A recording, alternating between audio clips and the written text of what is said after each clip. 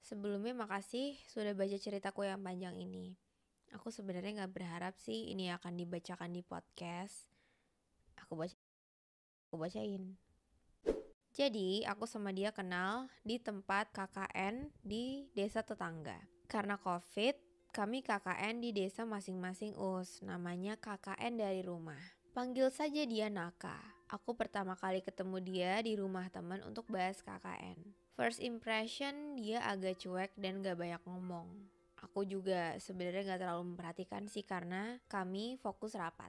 Aku berangkat KKN selalu diantar jemput sama kakak karena aku belum terlalu bisa naik motor. Suatu hari, setelah selesai melakukan proker, tiba-tiba dia nawarin nganterin aku pulang. Mungkin dia tahu aku bingung caranya pulang. Haha, rumah kamu di mana? Tanya dia. Terus aku sebutin alamatku. Terus dia bilang lagi, ya udah bareng saya aja, searah. Walaupun ternyata nggak searah itu Dia belok, aku lurus. Nah dari situ dia jadi antar jemput aku, walaupun nggak setiap hari. Kami jadi terbiasa kemana-mana berdua, sampai sifat dia yang aslinya kelihatan. Tapi dia cuma berani jailin aku di antara teman-teman. Contohnya kayak cubit aku tiba-tiba, ngejekin aku, godain aku sampai kesel sendiri. Teman-teman sempat ngira aku sama dia pacaran, mungkin karena kelihatan deket banget. Bahkan anak-anak TPA yang kami ajar mengira aku dan dia pacaran. Singkatnya kami sudah selesai KKN. Waktu itu kami ngadain acara perpisahan sama staf-staf desa. Aku minta jemput temen cowok, panggil aja namanya Radi karena si Firda, temanku, udah meminta jemput Naka. FYI, Naka dan temenku Firda ini temen kecil. Ternyata Naka gak jemput Firda karena kesiangan.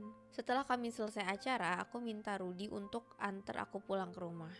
Si Naka malah nyamperin aku untuk ngajak pulang bareng. Di situ aku suruh Naka nganterin si Firda, tapi dia malah nyuruh aku dan Radi nyusul ke rumah Firda karena dia mau bayar paket ke aku. Aku suruh dia bayar saat itu juga karena aku mau langsung pulang. Tapi dia tetap kekeh nyuruh aku nyusul ke rumah Firda. Aku pikir mungkin ada yang mau diomongin perihal laporan KKN, jadi aku nurut aja. Tapi kamu tahu nggak baru aja aku turun dari motornya si Radi, tiba-tiba si Naka malah ajak pulang. Ayo pulang, cepet naik. Di situ aku bingung, tapi aku nggak ambil pusing karena aku lagi capek. Momen itu buat aku mikir aneh-aneh. Apakah dia baper sama aku? Dan di situ adalah awal mula dimana aku mulai berpikir kalau mungkin dia suka sama aku. Kejadian kedua yang menurut aku aneh waktu dia minta untuk ditemenin makan. Malam itu habis hujan, dia telepon aku. Makan yang anget-anget yuk, katanya. Terus aku bilang, bayarin ya, hehehe. Terus dia bilang lagi, iya santai, mau ngajak Firda nggak? Bilang, ajak aja. Terus dia bilang lagi, tapi aku naik motor nih, mau naik mobil baru dicuci, nanti kotor lagi. Kita berdua aja deh. Gak lama kemudian dia jemput aku naik mobil. Oh, jadi kita makan bertiga, pikirku. Dan kebetulannya lagi dia pakai gamis hitam. Aku pun pakai gamis hitam. Aduh, sini aku malu banget, udah berasa kapelan. Aku pikir dia bakal jemput Firda. Ternyata salah, malah berhenti di tempat makan. Padahal jaraknya lumayan deket dari rumah Firda. Di situ aku bingung, ini ngedate kah? Setelah selesai makan dia minta temenin cari parfum. Kami berasa couple. Aku malu banget sama bajuku hari itu karena betul-betul sama. Dan dari situ kami jadi deket tapi sebagai teman. Karena di awal kami udah tegasin kita temen kan. Aku yang selalu nemenin dia kemana-mana sampai teman-teman cowoknya ngira aku pacarnya. Kami sering pergi ke kota tempat kami belajar hanya berdua. Pulang ke rumah pun berdua. Dia juga sering cerita tentang dia yang lagi deketin cewek. Tapi kenapa dia gak berhasil-berhasil ya PDKT-annya? Sekedar deket, habis tuh udah. Gitu aja terus. Sampai aku udah hafal banget. Walaupun udah dipamerin di sosmednya, ujungnya tetap gak jadi. Kejadian ketiga. Kami lagi sering skripsian bareng di coffee shop. Pada saat itu, aku lagi nunjukin kalimat di sebuah buku. Kamu tahu, tangan dia nimpa tangan aku. Aku sempat nge-freeze, berusaha bersikap biasa aja. Dia seperti genggam tanganku, tapi nggak genggam. Tahu kan maksudnya? Kedua kalinya kejadian lagi, di beda waktu dan beda tempat. Tangan kiriku tuh di sofa, sedangkan tangan kananku lagi ngotak-ngatik laptop. Kami duduk sebelahan, tapi ada sedikit jarak. Tiba-tiba tangan dia nemplok ke tangan kiri aku. Lagi-lagi dia gak genggam, kayak genggam tapi gak erat. Awalnya aku belum sadar, pas aku sadar langsung aku hempasin. Apaan sih lo modus? Tapi dia gak nanggepin. Aku pindah posisi tangan kiriku dong, tapi dia ngulangin sekali lagi. Maksudnya apa? Jangan buat gue baper dong, Besti. Tapi kali ini aku biarin, jangan sampai ketahuan salting deh. Sebenarnya banyak banget kejadian dan banyak banget omongan dia yang sering buat aku salah paham. Tapi nggak mungkin dong aku ceritain semuanya di sini karena terlalu panjang. Perlakuan dia semakin lama membuat aku makin baper dan menaruh rasa ke dia. Teman rasa pacar, mungkin itu cocok buat kami. Atau mungkin cuma aku yang ngerasa gitu. Kami sering jalan berdua untuk sekedar makan, nonton, skripsian, bahkan saling nemenin bimbingan. Meski begitu, aku sering ditampar karena dia selalu nganggep aku bestie. Bahkan nge-tag di salah satu video TikTok yang isinya berterima kasih karena sudah menjadi sahabat terbaik di tahun ini. Paus, aku nyesek banget, tapi aku tetap juga denial. Pikiranku selalu denial kalau dia cuma anggap aku teman dan gak ada rasa. Aku ngerasa kayak dia tuh ngasih aku mixed signal, tapi kenyataannya enggak. Dia cuma baik, akunya aja yang berharap. Kalau emang dianggap teman, perlakukan aku kayak temen dong. Maksud dia apa coba? Nyaman sama aku? Paus, menurut kamu perlakuan dia tuh perlakuan ke teman? Nanti ya kita bahas, oke? Beberapa hari lalu aku sempet mikir untuk confess, tapi aku malu. Enggak sih, lebih tepatnya takut kehilangan. Akhirnya aku ngarang cerita kalau aku lagi suka sama seseorang. Aku menceritakan dia tanpa Naka tahu bahwa yang aku maksud adalah dia. Entah dia gak peka atau pura-pura gak peka. Jawabannya dari curhatanku, aku simpulin bahwa kami memang sebatas teman. Dia bilang, cowok kalau suka pasti bakal berusaha dapetin kamu. Kenyataannya, emang bukan aku yang dia mau. 2 hari kemudian, aku posting foto cowok yang notabene-nya temenku dengan lagu All of Me dalam rangka memberi jarak ke dia. Terus dia nge-love Selama ini dia gak pernah nge-love postingan aku. Aku nyesek banget, rasanya sakit sampai nangis sesegukan. Emang bukan ini yang aku mau, tapi ini yang harus aku lakuin.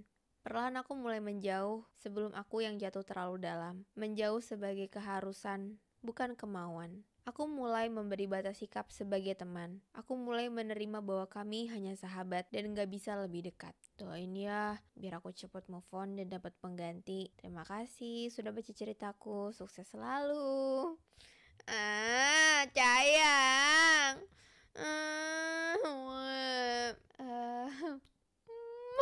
Aku yakin nih kita sedang merayakan perasaan semacam ini bareng-bareng deh kayaknya. Mungkin perasaan kita kayak in the world of boys, he's a gentleman. Kita kayak udah melihat banyak green flag kebun dengan tanaman yang semuanya hijau, indah gitu di dia. Orangnya tuh sebetulnya susah untuk kita benci, susah untuk kita cari kurangnya untuk kayak enggak, gue gak mau sama lo tuh gak berhak dapetin gue, atau enggak, pokoknya gue gak boleh suka sama lo gitu. Orang yang dengan lucunya bisa membuat kita pengen denial.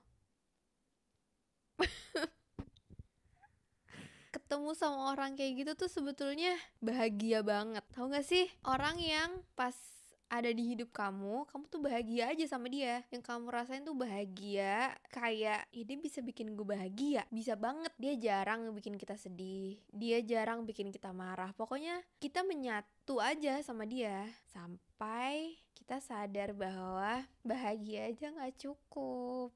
Maksud aku, no closure is closure. Kalau kita udah merasa berada di dalam sesuatu, kita udah ngerasa kayak there's too much interaction. Ada banyak banget interaksi. Interaksi tuh dalam hal kayak ada banyak sesuatu di antara kalian berdua. Gak cuman sebatas saling lihat, saling tahu, tapi hubungannya udah kayak kamu gini. dia udah bener-bener ada di hidup kamu gitu. Makanya kamu ngerasain ada sesuatu yang pengen kamu sangkal, enggak ini gak mungkin cinta, mungkin gue cuma nyaman aja sama dia karena dia selalu ada buat gue. Jadi karena si sesuatunya ini nih udah sering terjadi, jadi hal-hal itu membuat kamu ngerasa there's something between us. Ada sesuatu di antara kita yang terjadi. Ini tuh ada sesuatu yang terjadi di antara kita, walaupun gak ada namanya, walaupun juga gak bisa dijelasin kita tuh sebetulnya gimana, tapi I know there's something. Paham kan? Kamu kayak ngerasa oke, kamu bilang kita cuma temen, but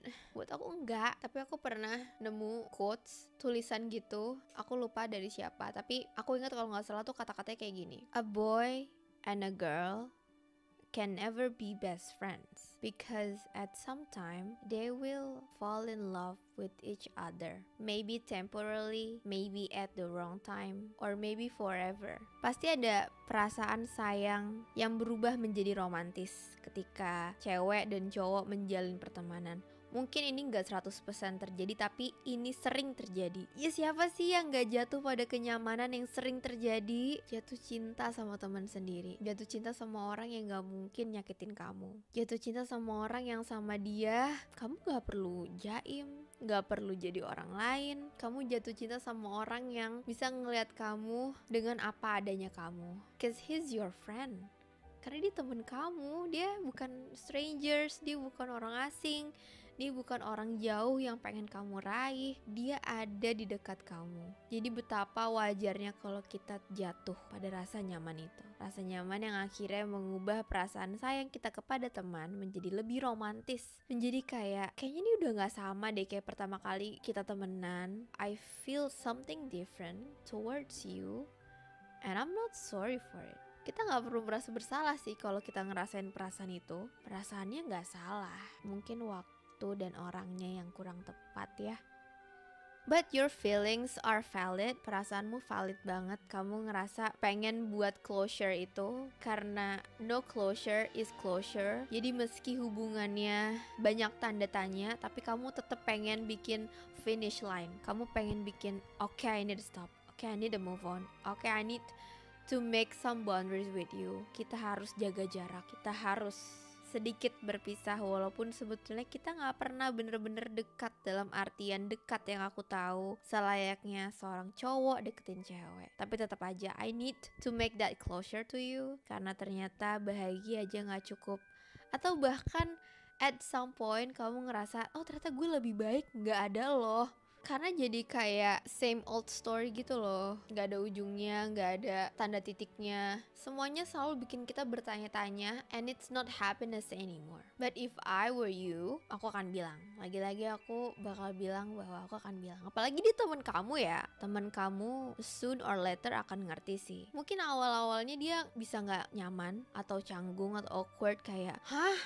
How can you fall in love with me? I'm your best friend gitu. Mungkin dia akan bingung.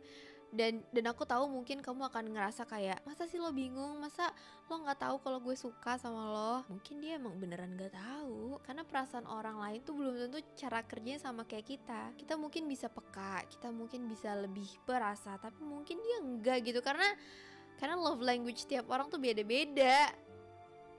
Ada beberapa orang yang harus kita kasih tahu, dan setelah dikasih tahu, setelah kita ngomong, dari situ kita bisa menciptakan banyak langkah baru. Setelah ngomong, oh ternyata jawabannya itu, atau setelah diajak ngomong, ternyata dia memilih menghindar. Di situ kita tahu bahwa okay, I need to stop. Lo bikin gue bahagia, tapi ternyata lo nggak baik buat gue, dan kita lebih baik gak sama dia. Tapi sedihnya jatuh cinta sama teman sendiri ya, apalagi banyak banget kedekatan yang terasa seperti sebuah hubungan. Kayak kita temen, tapi kenapa gue ngerasanya kita lagi mengarah ke sebuah relationship, sementara lo merasa ini cuma friendship aja, gak lebih gitu. Itu sih yang bikin sedih, karena bahkan dibilang HTS pun gak bisa gitu. Hubungan tanpa status, kita teman, tapi kok kita kayak orang yang lagi HTS ya. Jadi buat semua orang yang lagi jatuh cinta sama orang terdekatnya, sama orang yang kita ngerasa, aduh gue bilang gak ya, gue akan menghilangkan semua kenyamanan ini gak ya, gue akan merusak momen-momen ini gak ya. Well, semua hal ada risikonya, tapi yang gak pernah akan capek ku sampaikan adalah perasaanmu valid, you matters. Jadi lakukan apapun yang hati kamu bilang. Kalau hati kamu bilang, oh udahlah nggak usah bilang, ya udah nggak usah. Tapi kalau hati kamu bilang, kayak nggak ada salahnya sih kalau ngomong, karena kamu kenal kan temenmu itu, kayak gue tahu dia gimana, kayak nggak ada salahnya kalau gue ngomong. Mungkin akan ada gapnya, jadi akan ada jarak, tapi menurut aku better that way sih. Jadi si hati kamu ini juga bisa segera beralih atau beradaptasi dengan keadaan pertemanan yang baru setelah kamu bilang sama dia soal perasaan kamu. That's okay. Tapi sebelum mengakhiri episode hari ini, aku mau kasih 2 jempol buat kamu, karena kamu bisa sehebat itu untuk kasih limit. Oke, karena ternyata feedback kayak gini berarti kita harus nge-restart ulang, bahwa ke temen cowok ya udah segini aja.